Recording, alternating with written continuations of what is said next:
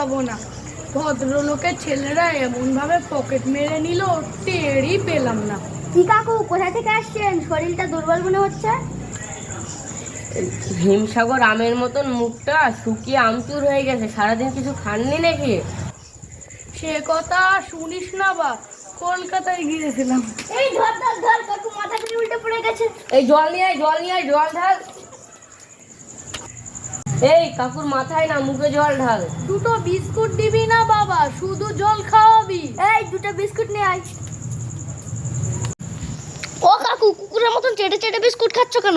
গলায় বিস্কুট যেতে বেঁধে মারা যায়, তাই চেটে চেটে খাচ্ছি।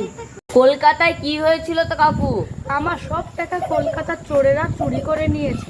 তা চোরেদের উপর আপনার রাগ হয়নি কাকু? না রে বাবা, ওরা চোর হলেও খুব ভদ্র ব্যবহার। এত যত্ন সহকারে আমার পকেট মেরেছে, আমি বুঝতেই পারিনি। হাজার হলেও শহরের শিক্ষিত চোর, আর গ্রামের ডাকাতরা এসে চটপট করে মার ধরে। মা বোনেদের নাক কান ছিঁড়ে সোনা নিয়ে চলে যায়, বেচতে গিয়ে দেখে ইমিটেশন। ভাইয়েরা, কলকাতায় গেলে পকেটটা সাবধানে রাখবেন, না হলে এত যত্ন সহকারে পকেট মারবে আপনি বুঝতেই পারবেন না।